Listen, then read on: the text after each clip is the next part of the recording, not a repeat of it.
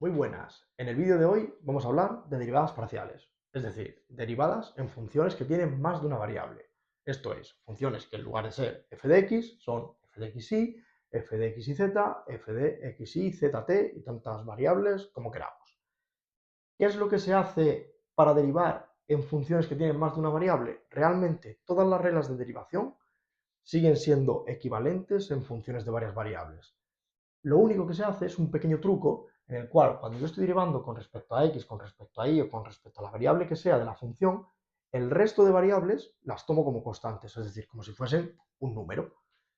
De manera que tengo tantas derivadas de primer orden como variables tenga dentro de mi función. Es decir, si mi función es x, y, como es este ejemplo que veremos ahora, tendría dos derivadas de primer orden. Al igual que una variable, hay derivadas de orden superior, que en este caso, y al igual que eso pasa en una variable, se pueden utilizar como un criterio para determinar máximos, mínimos, que de hecho se hace construyendo una matriz, que es la matriz hessiana, que os dejo por aquí un vídeo si os interesa el cálculo de máximos y mínimos en funciones de varias variables. Dicho esto, lo más fácil es que comencemos a ver los ejemplos que tengo preparados porque es la forma más fácil de entender cómo funciona la derivabilidad en funciones de varias variables. Vamos a comenzar con este ejemplo que es muy sencillo, que es polinómico. Vamos a calcular las derivadas de primer orden, ¿vale? Tendríamos la primera de ellas, que sería la parcial de f con respecto a x, a que es igual. Vamos a derivar con respecto a x la función. Entonces, y en este caso es como si fuese un número, es una constante. Entonces, derivada de x cuadrado, 2x. Como está multiplicado por y es como un número, es una constante, y se mantendría ahí. Más y al cubo. ¿Cuál es la derivada de y al cubo? La derivada de y al cubo en este caso sería como si estuviese derivando en una variable y esto fuese un 4 al cubo. Eso es 0. Es decir, esta parcial es 2xy. Hacemos lo mismo para la variable y. Parcial de f con respecto a y. ¿Cuál es la derivada de y? 1. Está multiplicado por un número, que es en este caso x cuadrado, una constante. Entonces me queda x al cuadrado. Y ahora tengo la derivada de y cubo, que la derivaría pues como una variable, 3y cuadrado. Ya tendría las dos derivadas de primer orden. ¿Cómo se calculan las de segundo orden? Se calculan partiendo de las de primer orden. Vamos a empezar con las dos más fáciles, que son x e y. Para calcular las de segundo orden, tendríamos, para calcular la de x, tengo que partir de esta derivada de aquí. Es decir, a partir de aquí, vuelvo a derivar con respecto a x. Entonces, derivada segunda de f con respecto a x cuadrado es igual. Derivo con respecto a x, la derivada de x es 1, estoy multiplicado por 2y, el resultado de esto es 2y. Hacemos lo mismo para la variable y, parcial segunda de f con respecto a y cuadrado, y partiendo desde aquí, derivo con respecto a y. X cuadrado, 0, porque es una constante. 3y cuadrado serían 6y. Vale, hasta aquí, genial. Ahora, ¿qué pasa con las dos que quedan? Que sería con respecto a x, y con respecto a ix, o lo que se llaman las derivadas cruzadas. En ese caso, lo que tendría que hacer es, partiendo de derivada segunda de f con respecto a x con respecto a y, es decir, partiendo desde x, derivo con respecto a y. Es decir, desde esta expresión yo derivo con respecto a y. ¿Qué me queda? Pues la derivada de y es 1, está multiplicado por 2x, pues me queda 2x. Y ahora hago lo mismo, pero el orden está intercambiado. Es decir, partiendo desde y, yo derivo con respecto a x. De manera que me voy a esta expresión y lo que tengo es x cuadrado más 3y cuadrado. Estoy derivando con respecto a x. 3y cuadrado va a ser 0 porque es una constante. Y al derivar x cuadrado tengo 2x. Y fijaros que aquí ocurre una cosa que tenía marcada en la pizarra y que no he contado al principio, que es un teorema, que es el teorema de las derivadas cruzadas.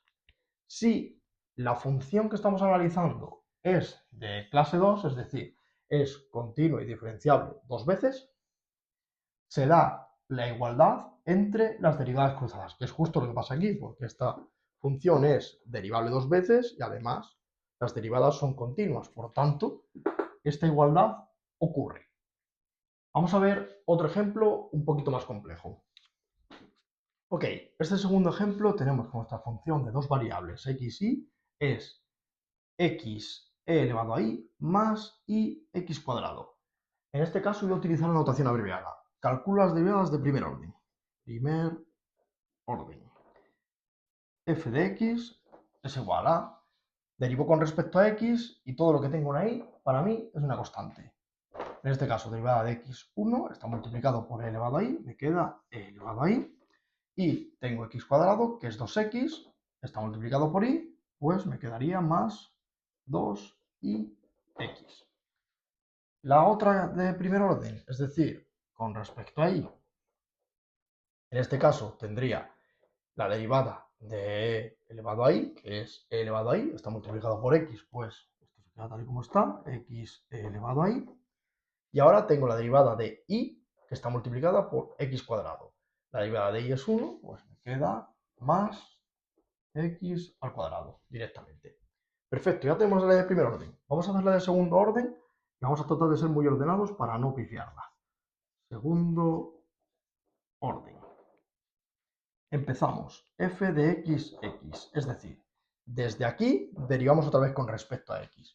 Elevado a y, 0, es una constante. 2ix, la derivada de x es 1, se queda el 2y. 2y.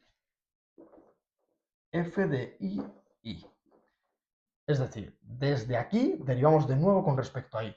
Tendríamos otra vez más x elevado a y y x cuadrado sería una constante, es 0.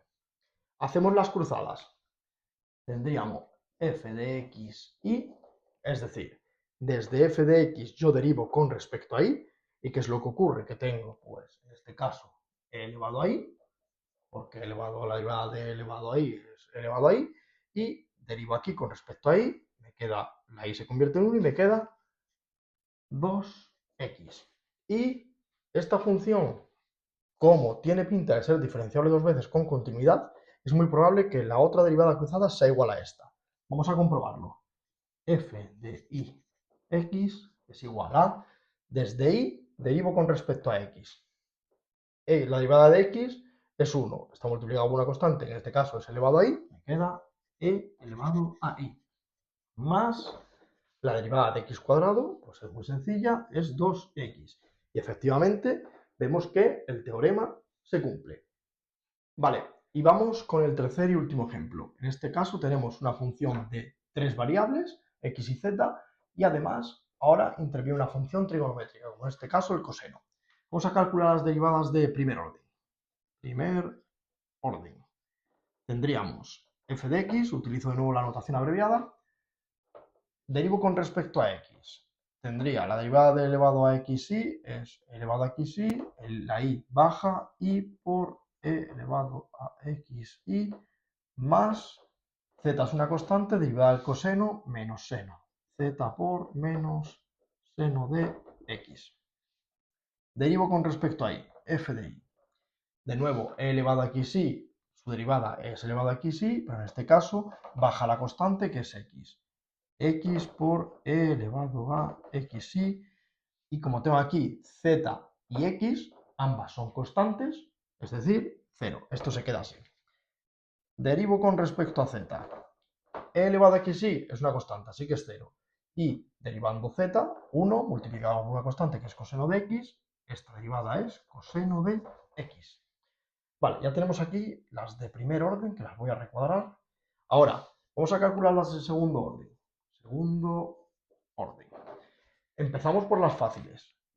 F de xx, f de y f de zz. F de xx, es decir, desde aquí derivo de nuevo con respecto a x. ¿Qué tendría? pues e elevado a xy sigue siendo elevado a xy, baja y, que es la constante, multiplicado por y cuadrado e elevado a xy, y z es una constante, la derivada del seno es coseno, así que tendría más z por menos coseno de x. Derivo desde aquí con respecto a y para llegar a f de y. Es decir, tendría e elevado a xy, que sigue siendo elevado a xy, baja la constante, que es x, tendría x por x cuadrado elevado a xy. Y la última de ellas, f de zz, desde f de z derivo de nuevo con respecto a z. Coseno de x es una constante, así que esta es 0. Vale, estas son las más fáciles. Ahora nos quedarían todas las cruzadas, que serían f de xy, f de ix, f de xz, f de zx, f de iz y f de zi. Son unas cuantas, como podéis ver. Así que vamos a por ellas. F de xy. Desde f de x derivo con respecto a y. Tendría e elevado a xy, se queda como está, y baja la constante que es x. Me quedaría xy e elevado a xy. Y ahora estoy derivando con respecto a y. Aquí tengo z seno de x. Esto se queda así. La siguiente, desde f de y derivo con respecto a x. Tendría e elevado a xy, que se queda como está, baja la constante que es y, me quedaría xy elevado a xy. Como veis, nuestro teorema se sigue verificando en este caso. Ahora, f de xz. Desde f de x derivo con respecto a z. Aquí esto es 0 porque no interviene la z. La derivada de z sería 1, me quedaría menos seno de x. Ahora, desde f de z derivo con respecto a x. ¿Cuál es la derivada del coseno? Menos seno, pues menos seno de x. De nuevo, iguales. Vamos a por las dos últimas.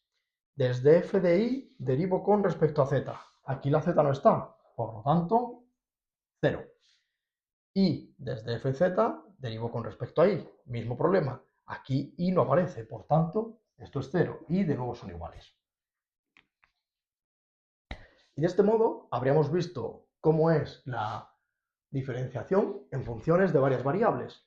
Hemos visto los aspectos teóricos, hemos visto el teorema de las derivadas parciales segundas cruzadas y hemos visto tres ejemplos que han ido inventando el grado de complejidad, pero que al final consisten en derivar de manera muy ordenada y teniendo muy claro con respecto a qué variable estamos diferenciando, sin olvidarnos de que el resto las tenemos que tratar como constantes. Y con esto pues tendríamos una primera visión de las derivadas parciales en funciones de varias variables. Si queréis que resuelva alguna derivada en concreto o algún tipo de problema concreto, no dudéis en decírmelo en comentarios y nos vemos en el próximo vídeo.